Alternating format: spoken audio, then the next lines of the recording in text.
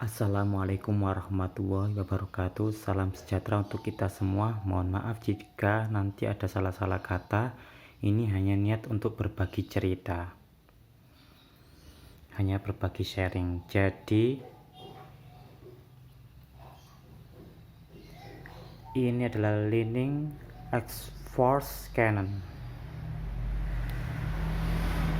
Kalau kemarin kan kelebihan ya, kebanyakan yang saya ceritakan, terus beberapa juga saya bandingkan dengan Astro 88 di game, walaupun harganya juga beda, tapi senarnya yang dipakai juga sama, tarikan juga mirip-mirip. Sekarang saya bahas kekurangan Li-Ning X-Force Canon menurut pribadi saya. Kebetulan raket ini saya beli yang 5U, sengaja saya beli yang 5U bukan yang 4U. Jadi sengaja saya beli yang 5U karena saya sering pakai raket 3U, 4U itu sering. Lah ini memang saya sengaja nyari yang enteng kalau sudah main 2 game, 3 game gitu, jadi pingin raket yang enteng sehingga defense saya nggak keteteran. Karena kan kalau raket berat itu kan kalau defense gini kadang-kadang telat dan kadang-kadang ya turun ke bawah karena hit heavy ya, kebanyakan raket yang saya punya ya. Kekurangan satu, raket ini terlalu fleksibel. Sebenarnya nggak terlalu fleksibel. Di spesifikasinya masih tengah-tengah ke medium. Tapi yang saya rasakan buat teman-teman terutama buat teman-teman yang sudah melalui fase pemula, yang sudah 2 tahun main rutin badminton, kadang-kadang kalau terlalu fleksibel raket itu tidak enak. Kalau buat teman-teman yang pemula buat teman-teman yang pemula kebanyakan kalau fleksibel enak karena kan membantu dorongan bola. Tapi kalau buat teman-teman yang sudah pemula mau ke intermediate apalagi advance pro, kebanyakan raket yang dipakai speknya adalah medium ke stiff. Bahkan nggak sedikit juga pemain pro yang pakai raket stiff ya. Jadi ini terlalu fleksibel kalau menurut saya, terutama buat teman-teman yang intermediate ke advance lah. Karena kalau raket terlalu fleksibel shaftnya itu oke membantu dorongan, tapi untuk mengontrol bolanya itu sedikit berpengaruh. Buat teman-teman yang sudah sensitif pakai raket, itu pasti kerasa kalau pakai raket fleksibel itu dengan raket yang medium atau stiff itu kontrol bolanya beda, terutama buat pressing, drop shot, terutama buat drive itu kan harus cepet ya. Itu sepersekian 0, sepersekian detik itu berpengaruh sekali. Kalau raket terlalu fleksibel itu akan delay karena kan terlalu lentur.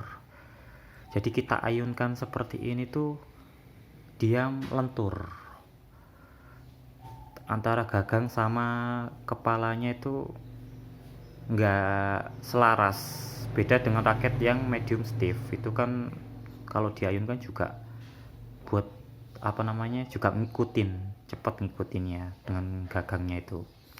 Jadi kalau buat drop shot, pledging terus drive itu akan berpengaruh kalau raketnya terlalu fleksibel, terutama buat teman-teman yang intermediate, advance, pro itu pasti lebih enak kalau pakai raket medium stiff, minimal medium ya.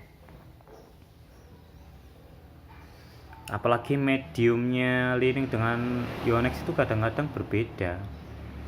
Jadi kekurangannya adalah pertama adalah terlalu fleksibel. Tapi buat teman-teman yang pemula mau ke intermediate sangat membantu, terutama buat dorongan seperti kayak ketapel. Yang kedua, saya merasakan getar ya. Tapi maklum, maksudnya di sini sangat wajar, getarnya itu masih wajar lah, apalagi raket di bawah 1 juta ya. Kadang-kadang raket masih yang 1 jutaan aja kadang-kadang masih ada getarnya sedikit.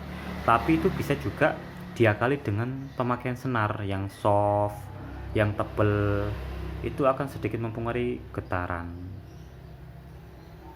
Jadi terlalu fleksibel kalau buat teman-teman yang nggak suka fleksibel, karena drive, drop shot, flashing itu kurang akurat, kurang presisi, terus sedikit getar.